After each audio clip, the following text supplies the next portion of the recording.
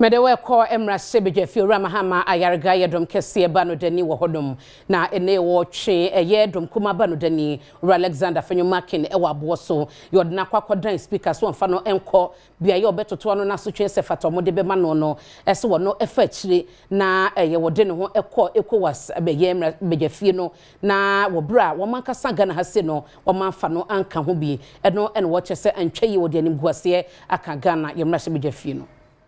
Adom Kasee ya omra bedwam bano dani Mahama Ayariga ena watwe dom kuma no bano dani Alexander Fenyomakin ase se mra bedwam chiame emfa ne kwankwa gina Privileges Committee anim no meyin samano free se waye nneema bia etia mra bedwam emra no a enya samketo no kyese ura Fenyomakin nanka wonka ECOWAS Parliament ho so ma no homene so ede kɔ hɔ no mu a eno amu akora eno no ura Fenyomakin so ede to dwa se Mr. Speaker, if you recall, we had removed the name of the minority leader, Honorable Fenyomakin Alexander Kwamina,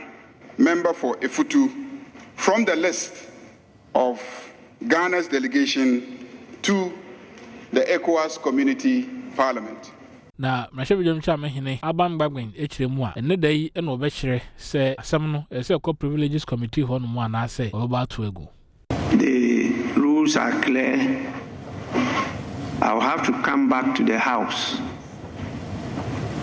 as to my view on this matter before I decide whether to refer